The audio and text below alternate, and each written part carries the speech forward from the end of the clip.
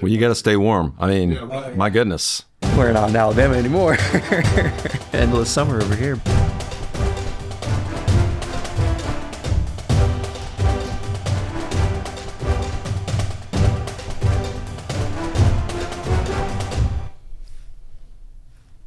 Hello, everyone, and welcome to Coffee U. How are you? We're great. Are you? It's early in the morning. It is. The 8 o'clock recording one is always tough. Yeah. But I've already had lots of coffee, so I should be a lot more awake than I am right now. I don't understand what the deal is. It's all right. But that's all right. We'll get through it. So I'm Nathan. How are you? Nice to see you today. Along with I've got a frog named Brad here today. Yeah, Hi, frog named Brad. I've got Phoebe Buffet's voice today, so if I break in a smelly cat, just don't think anything about it. But glad to be here. Thanks. Yeah. And today we have a very special tea guest. Yeah, we do. Who's been with Baba Java for a while. Long time.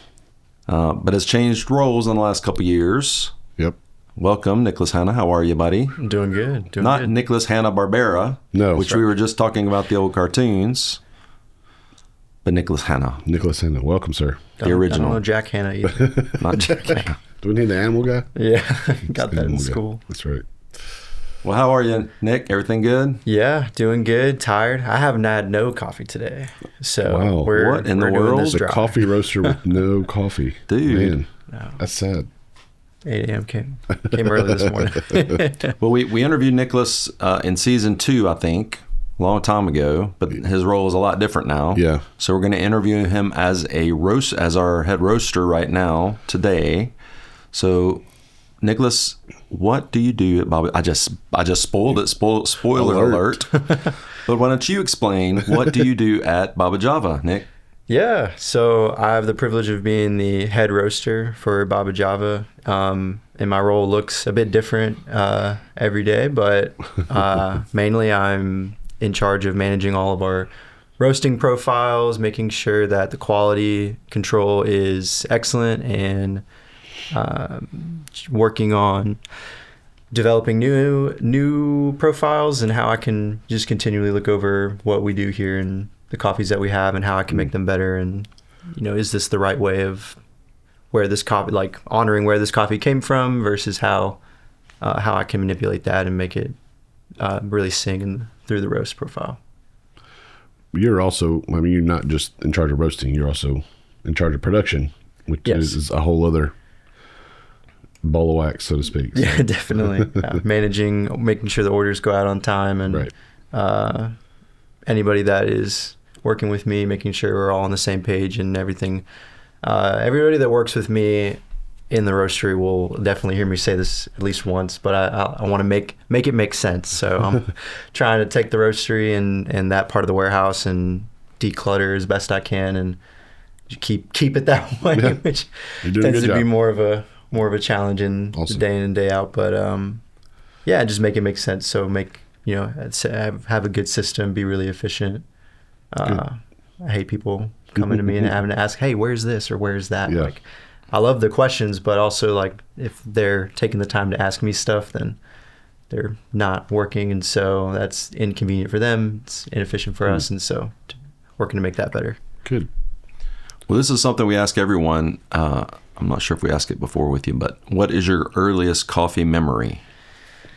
Yeah, it's a good question. So my dad is Cuban, and that will make this make more sense. But my earliest coffee memory of him was he would wake up early in the mornings and make what's called café con leche, and it's just the tiniest bit of like drip coffee with a whole heaping ton of milk. Oh, wow. Is it sweetened condensed milk? Is that what he would use? Or? No, he wouldn't Okay. do that. He would just go to the store and get like some hazelnut creamer and top it with that and like sprinkle cinnamon and other little spices on the top. And so it was more of like a treat. But that was probably my very first like memory of Gotcha. having coffee with him. Well, that's a special memory. I mean, It that's, is. Yeah. That's cool. How did you get introduced to specialty coffee?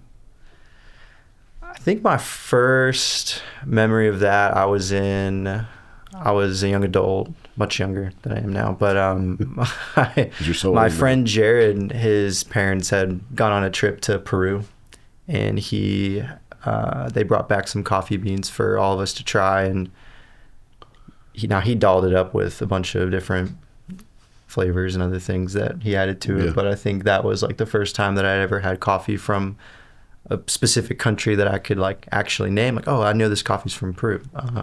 Before then, I hadn't had that before, and that was really special. And aside from that, I'd say probably similar to a lot of other people on the podcast, Baba Java was the first like solid cup of black coffee that I've had from in the specialty realm. So cool.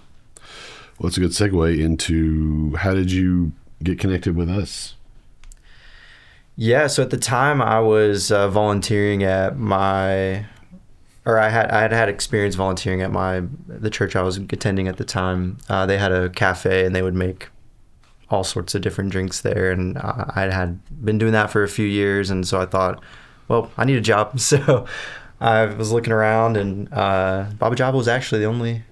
I applied to one or two other local places around here, and Baba Java was the only one to reach back out. Glad we did. Do you remember what year that was? That was 20. I think I applied in the end of 2021 or the beginning of 2022. That's when I started. Great. So you've been with us 4 years. Yeah, now. Wow. 4 years. That's great. So you were a barista for a while. Yes. Talk about transitioning to the roasting room.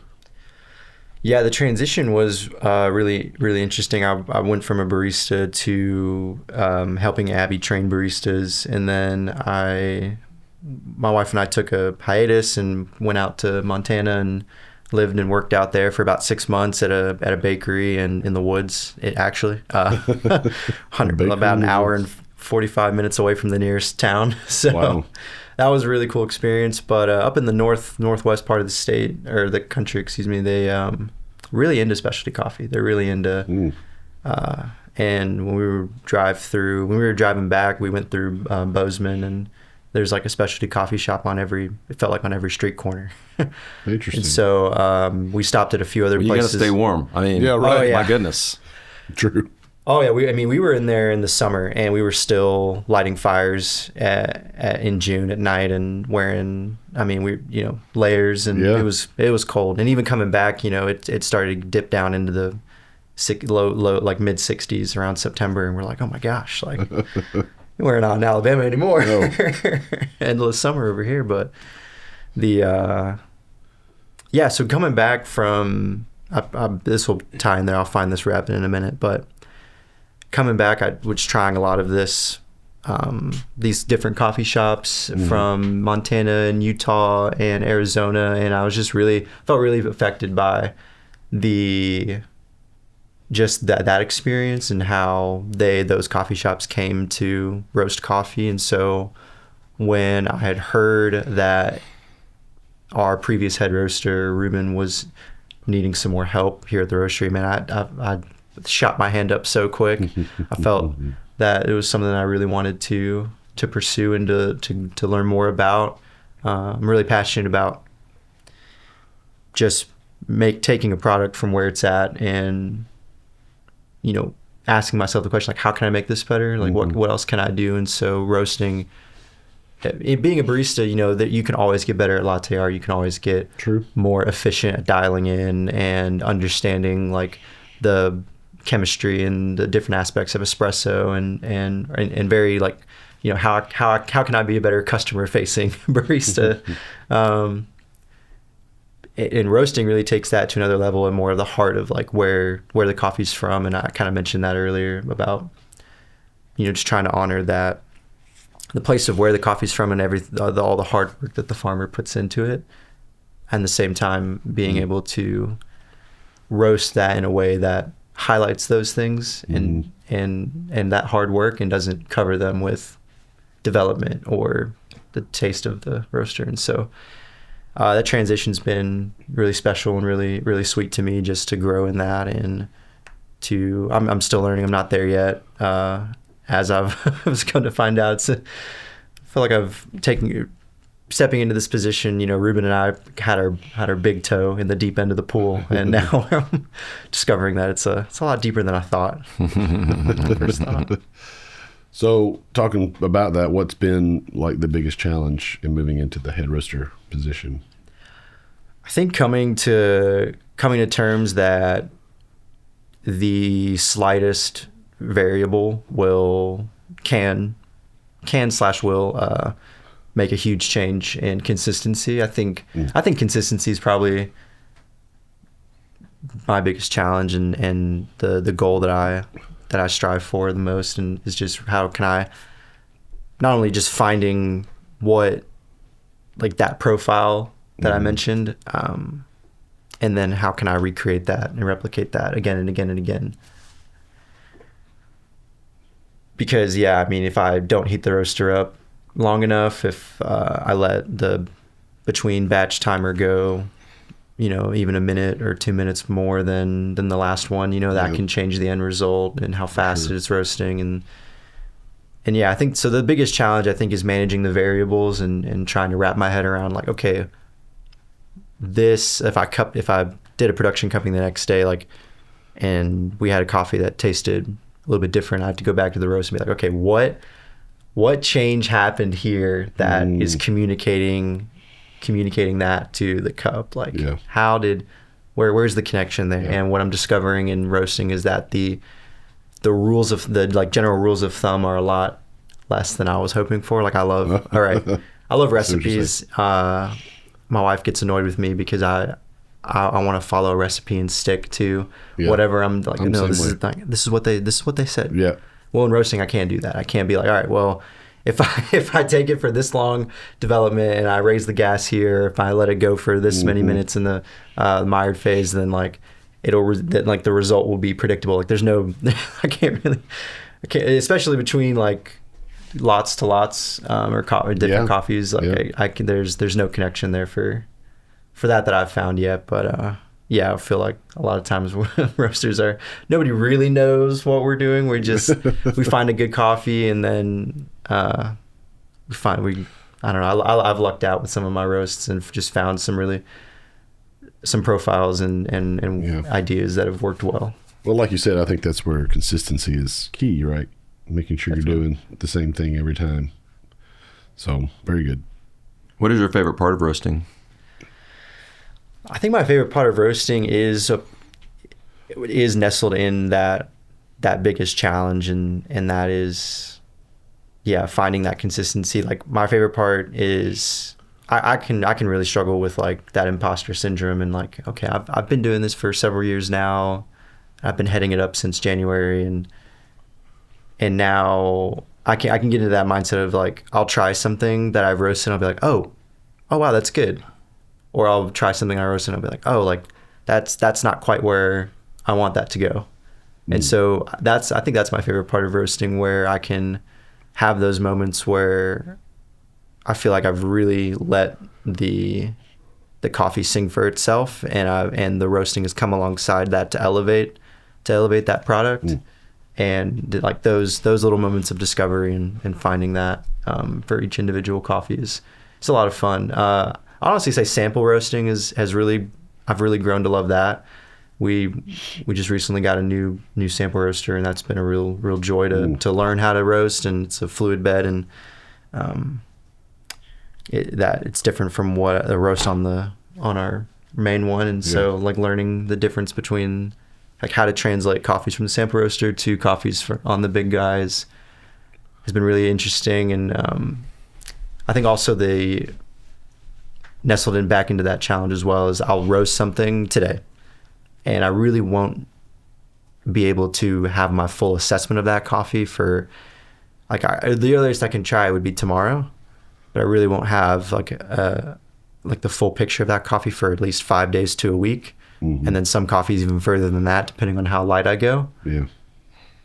And in sample roasting, I almost get that, like, halved in time. So I can sample roast something today. Minimum, I can try it in about 8 hours, but I still wait a whole day, and then about 3 to 5 days later, I really have a good picture of, like, what that coffee has Yeah. in stores. So those are some of the things. So talk about the favorite coffee you've ever had.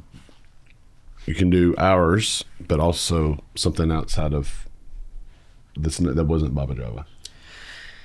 Yeah, my favorite coffee from that we've had is definitely going to be the we had a China coffee from China previously, and what I love about coffee from China is that it just doesn't taste like coffee from anywhere else. I'm sure you guys have had a similar experience with Yemen. Yeah. And I don't know. I can't remember. It's been so long. It's been a while. It's been a long That's true. time. I remember we did a cupping maybe several weeks ago now, and it was a table full of like different China samples, and across the board they all had like a very similar mouthfeel. They all had a very similar approach, and then at the same time it was like I could cup them next to any of our other coffees and I could be like, wow, like these are just completely different from any Ethiopia or Brazil or Colombia that I've had, like in a really unique and really cool way. So yeah, probably China's the favorite that I've had, that we've had. And so I'd say a coffee that's not from us that I really have enjoyed was from a roaster out of Dubai that Josh brought back, and it was, I don't remember exactly what it was called, but it was a honey processed Costa Rican coffee, and it just sang in the cup like it was great. Just hugely That's complex, dark fruits and different plum and malt and very sweet. And I had it a few different ways, iced and pour over, and made it a couple different ways, and it was just one of those coffees that just transcended the brewing method every time. It was awesome. Very cool. What is the strangest thing that you've ever seen in roasting or in general at Baba Java? Okay, I have two points for this. So something that is strange that I see a lot of is really just like the different foreign objects that will come through in the roast.